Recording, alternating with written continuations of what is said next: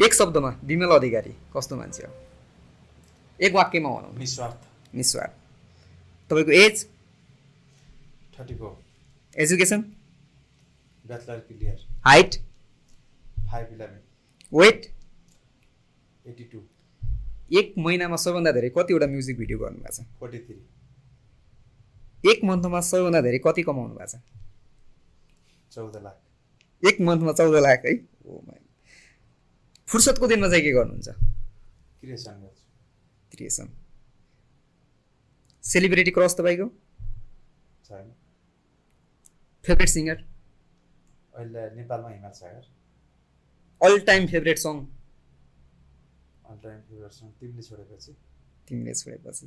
तपाईँको एकदमै राम्रो ह्याबिट चाहिँ के हो आफूलाई मनपर्ने? मेरो यो बानी चाहिँ ठिक छ है भन्ने खालको। त्यही हो नि। निस्वार्थ? निस्वार्थ। ब्याड ह्याबिट चाहिँ सुधार्नुपर्ने खालको? यो चाहिँ मैले सुधार्नुपर्छ है भन्ने खालको लाग्यो। त्यस्तो लाग्दैन आफूलाई दोषी त कसैले के त। कसैले भन्दिनँ साथीहरूले त यो चाहिँ यस्तो चाहिँ भन्छ। त्यस्तो छैन। हैन म कहिले काहीँ दोष पाइरहने कुरा हुन्छ नि। फ्याट भनिदिन्छु त्यो चिज झन् राम्रो हो होइन मेरो बानी। त्यो मान्छेले अरूले स्वीकार्न सकिने क्या। मैले होला हो हैनलाई होइन क्या चित्तो गर्छ जान्दिनँ। अरूले चाहिँ नबोल्दै हुन्छ बोल्न पर्छ नहुने कुरामा। धुम्रपान मद्यपान के गर्नुहुन्छ? धेरै टाढा हो। तपाईँलाई मनपर्ने आफ्नो शरीरको अङ्ग के हो सबैभन्दा? मेरो के चेन्ज गर्न मन छ शरीरको कुनै अङ्ग? चेन्ज गर्ने अवसर पाउनुभयो भने? छैन। मै ठिक छु।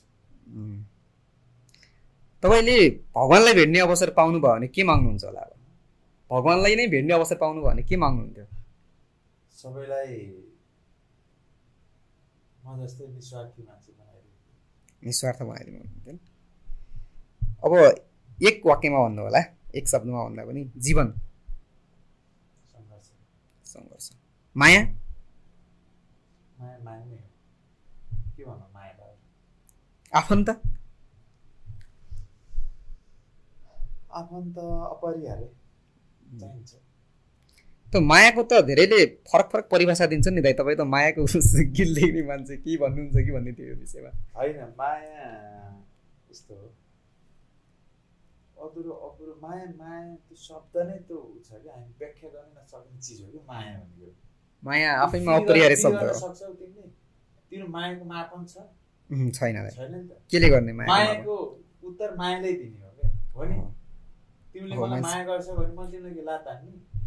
मायाले दिने हो नि त। मायै गरेर मायाको उत्तर माया नै हो। मैले स्वीकारेँ मायाको माया भनेको माया नै हो। अनि पैसा?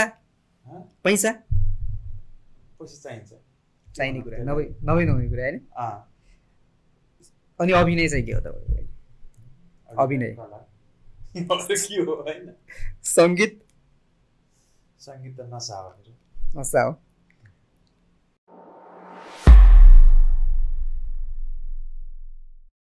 तपाईँले अभिनय गर्नुभएको दुईटै आदरणीय गायिका द्वय हुनुहुन्छ। दुईटैको गीतमा अभिनय गर्नुभएको छ। कुन रोज्नुहुन्छ? गायिका विष्णु माझी कि टिका पुन? विष्णु माझी। तपाईँको ए हो र मायाको सिक्वलहरूमा खेल्नु भएको दुईजना अभिनेत्री हुनुहुन्छ। प्रियङ्का कार्की कि सनिसा भट्टराई? मैले सनिसा। सनिसा भट्टराई कि गरिमा शर्मा? उहाँले पनि खेल्नु भएको छ। सनिसा। सनिसा। ओके, सनिसाले जित्नु भयो यहाँनिर। अब उहाँहरूको दुवैजना लेजेन्ड गायक हुनुहुन्छ। उहाँहरूको दुईटैको गीतमा तपाईँले अभिनय गर्नुभएको छ। आदरणीय गायक द्वय प्रमोद खरेल कि शिव परिवार? प्रमोद खरेल। उहाँहरूको पनि दुईटैको गीतमा तपाईँले अभिनय गर्नुभएको छ। अब तपाईँले अभिनय अब भनिरहनु पर्दैन, तपाईँले अभिनय नगरेको सायद गायकै छैन जस्तो लाग्यो मलाई होइन।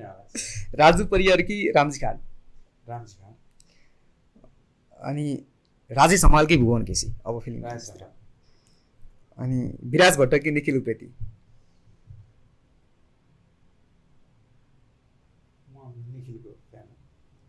अनमोल केसी कि समीर भट्ट? पल शाह कि प्रदीप खड्का? प्रदीप। अब एउटा राजनीतिक क्वेसन चाहिँ यहाँ, शीर्ष 3 दलका नेताहरू वर्तमान प्रधानमन्त्री केपी शर्मा ओली, पूर्व प्रधानमन्त्री पुष्पकमल दाहाल र शेरबहादुर देउवा। तिनटै क्यान्सल। कामै छैन हो? होइन, उहाँहरू आफ्नो ठाउँमा हुनुहुन्छ। तर अहिलेको अवस्थामा इग्नोरै गर्दा ठिक हो कि के हो? इग्नोर होइन, यो कसैलाई न सबै तिनटै बराबर के हो। ओके, त्यसो भए स्याङ्जा कि काठमाडौँ त? स्याङ्जा। ओके, अब चाहिँ अर्को सेगमेन्ट, यो सेगमेन्ट सक्यो राम्रो। स्याङ्जा जन्म छ। हिरो भन्न बित्तिकै को आउँछ दिमागमा? नेपालको हिरो भन्न बित्तिकै जो पनि आउन सक्छ तपाईँको दिमागमा, झ्याट्टै त्यहाँ त्यही भनिदिने कि हिरो भन्ने शब्द सुन्न बित्तिकै? राजकुमार। राजकुमार, ठिक छ। अनि ह्यान्डसम भन्न बित्तिकै आफै यो चाहिँ राम्रो छ, यतिको जन्म छ। नायिका भन्न बित्तिकै को आउँछ? हिरोइनी भन्न बित्तिकै कसको के चाहिँ?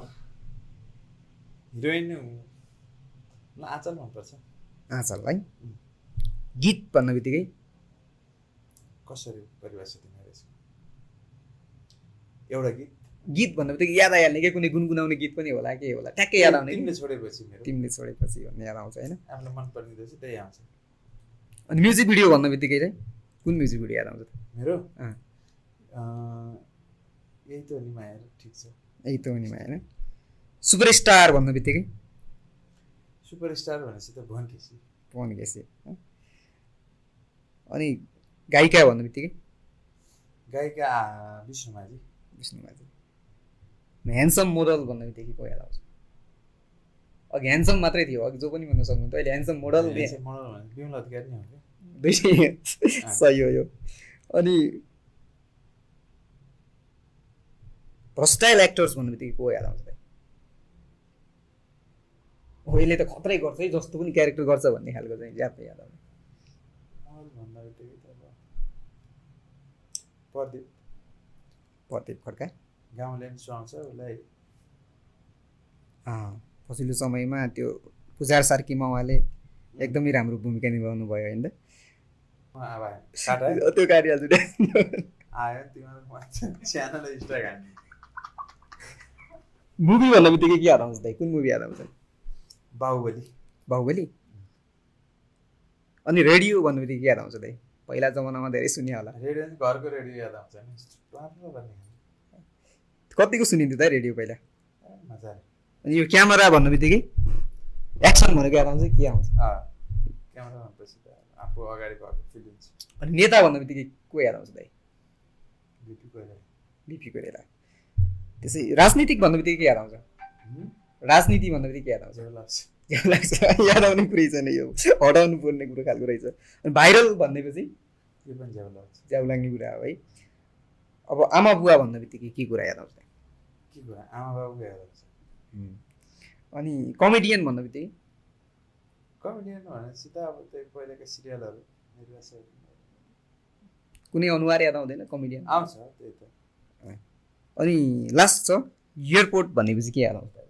एयरपोर्ट भनेपछि प्लेन उड्ने ठाउँ। त्यहाँ प्लेन उड्ने ठाउँ यो एउटा सठिक एन्सर ठिक हो, तर एयरपोर्टमा त कतिका सपनाहरू पनि उडिरहेको हुन्छ नि दाइ होइन? त्यही त हो नि, अब सपनाहरू उडिरहेको हुन्छन्, कतिको जीवन नै गइरहेको हुन्छ नि त। एउटा भविष्य निर्धारण गर्ने ठाउँ। कहिले यो 15 वर्षको दौडानमा यो क्षेत्रमा लागिरहँदा कहिले लागिरहँदा त्यस्तो मोमेन्ट आएन तपाईँको जिन्दगीमा कि छोड्नुपर्छ है क्या हो भन्ने खालको आएन नि? सधैँ सोचेँ मैले त्यो जति नहुँदा जे नहुँदा म सधैँ सोचेँ मात्रै भने त मैले भन्छ नि त त्यहाँ माथि हेरेर हिँड्नुपर्छ सोचेँ। त्यो खालको समय चाहिँ भोग्नु परेन। अब हामी अन्तिमतर्फ छौँ दाइ। अन्तिम चाँडो गरौँ। अन्तिमतर्फ छौँ। अब के भन्नु छ दाइ? कि नसोधेको क्वेसनहरू केही छ? रमाइलो हो एकछिन र मिठा मिठा गफ मनमा लाग्यो। आज म एड्रेसमै 3टा इन्टरभ्यू दिइसकेँ मैले। राम्रो कुरा गर्नुभयो, यहाँ आएर एउटा बोल्ने वातावरण बनाउनुभयो, त्यसलाई थ्याङ्क यू सो मच। हामी नेपाली हो, नेपाललाई माया गरौँ, नेपाली गीत सङ्गीतलाई माया गरौँ, विकृतिको कुरै नगरौँ, विकृति चिजै नहेरौँ, त्यसबारे कुरै नगरौँ। नहेरिदिएपछि आफै अन्त्य हुन्छ। हामी कञ्चन बाटो हिँडौँ, फोहोरतिर नलागौँ, भाइरलको पछि नलागौँ। निष्ठावान व्यक्तिहरूलाई सम्मान गरेर त्यही किसिमका पुराना मान्छेलाई सम्झेर त्यही किसिमको वे सबैले समातौँ, एक दिन सफल अवश्य बन्छ। ल तपाईँले जे होस् हाम्रो निम्तालाई सहजै स्वीकारेर आइदिनु भयो, कुरा गर्ने समय दिनुभयो, धेरै धेरै धन्यवाद दाइ। विमल अधिकारी सहज व्यक्तित्व हो, त्यही भएर भाइहरू अगर सबै बराबर लाग्छ मलाई। Thank you so much. सबैले विमल दाइलाई माया गरिदिनु होला, कुनै गल्ती भए माफी दिनु होला, तर चिजलाई एकदम मैले भनेको छैन, सबै गरेर पचाइदिनु हुन्छ। जय गुरु जय। हस् हस् दाइ, धन्यवाद।